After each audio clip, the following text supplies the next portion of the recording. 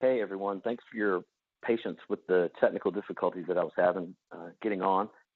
Um, my name is Wade Hadaway. I'm y'all's DTR. Many of you I have met. Um, those of you that I haven't met, I look forward to meeting you soon. So I was asked to talk about warranty, and I decided that I wanted to go over some things that I see sometimes cause us problems with claims or causes maybe unnecessary confusion with claims. Excuse me, I'm fighting a cold too. And I also want to talk a little bit about what we use some of the data in iWarranty for that sort of drives some of the things that I'm going to ask. So first off, if there's any inaccuracies or questions about data that's in a claim, obviously that takes a little more time for that claim to get processed. If it gets kicked back, then Tracy has to go back into it again and figure some things out, and sometimes that can take time. So we use the data that's collected in our warranty to run warranty reports, and that helps us sort of identify trends, maybe with parts or with maybe even with certain contractors that are maybe experiencing a higher amount of failures than anyone else. And with any database, any sort of inaccurate information, use those numbers. So the old saying is garbage in equals garbage out. So the better information that we can enter, the easier it certainly is for Ruud, and ultimately it makes it easier for you guys because we can get your claims processed more quickly.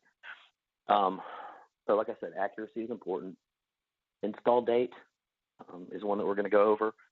We're going to talk about specifically QA reasons and QA comments, and I'll tell you some stuff that I suspect that will change pretty soon. First off, I want to talk about warranty verification. I'm sure everybody in here already knows how to do this, but since we're talking about warranty, I thought it might be helpful to talk about it. So if you go to My Ruud and you click and enter a serial number here in this box on the upper right, it will populate some fields, right? It'll give you serial number of the equipment. And if you click down here, it'll give you the information of when it was sold to you. If you click here, where the homeowner information is, that lets you know that this piece of equipment has been registered. If it's not registered, this warranty field with the homeowner information is not going to populate because there won't be anything there, right? There's no homeowner if there's no registration. So then that's what this screen looks like, and you can see that it is it is registered because we have a homeowner. We also have contractor information, and then we've got an install date and then a warranty end date. So registered for 10 years, we can see that information right here. So if you ever have a question about whether or not a piece of equipment is under warranty, this is how you're gonna do that. You're just gonna put the serial number right here in this type to search box. So when you're entering a claim, it's important that you know what the install date of that piece of equipment was, because if you don't enter the install date, what's going to happen is the system, right, when you enter the serial number, which is this top box here on the left, when you enter the serial number of a piece of equipment, it's going to auto-populate a date if it's the first claim for that piece of equipment, right? So it's going to auto-populate a date, and if you look at this particular claim right here, this was a piece of equipment that failed on install. It had a DOA compressor on it. Brad Evans called me. We talked about it. I agreed that we should replace that piece of equipment, which is what we did. So then, I don't know, a week, 10 days later, I get the claim, and this happened in February, right? You can see the claim date is 2/12/2018 right here. but then the install date shows 9/19/2017, which is, if that's correct, that's clearly not a DOA, right? DOA is that the equipment never started. So these dates would reflect that it had been running for, I don't know, around 5 months. Now, this is not correct. It was just because when this claim got entered, and whoever entered this claim, I'm not picking on you, it's a perfect example.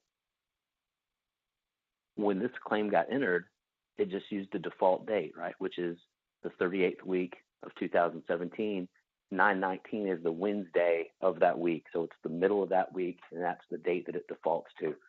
So if you're not sure what the install date was, or if it asks you for that field, go ahead and look up the warranty information. I know it's sometimes an extra step, but it gives us accurate information.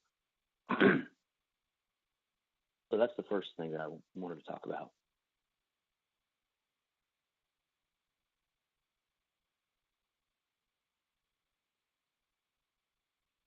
So the second thing that I wanted to mention, you can see this piece of equipment here. When we go and look at the serial number, it does not show. But this is, sorry, if you go in and look at this serial number, this is the information that you get if a piece of equipment has not been registered. It just assumes that the install date is the manufacture date.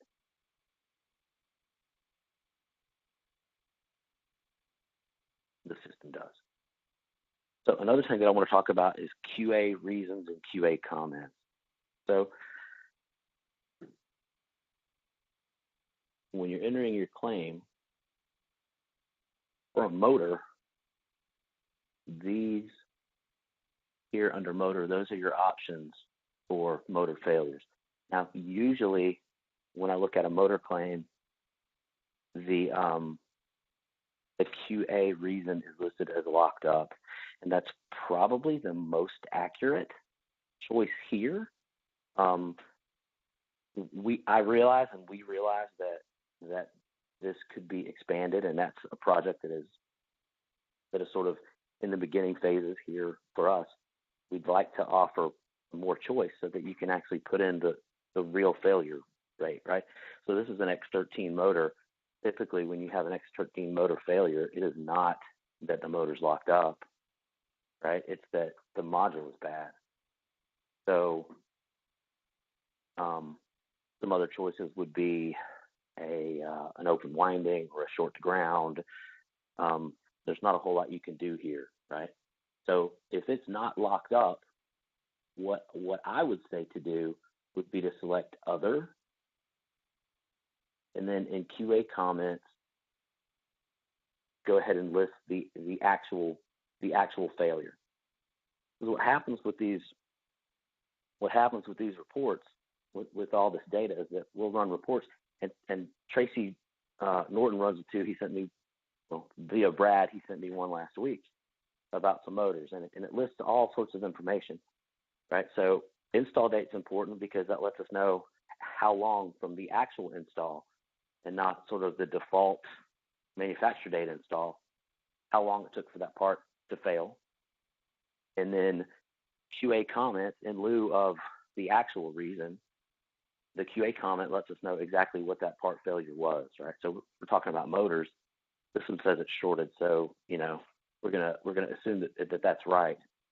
So to get that information, you're gonna have to ask the contractor when you're putting that claim information in, or I would request that you ask the contractor to put that claim information in while you're putting it in the info. Again, the more information we get, the better we can find out what's going on, and we can take that data back to our manufacturing partners or our vendors and figure out if we are having failures, why, and if we are, how can we make those parts better or more robust.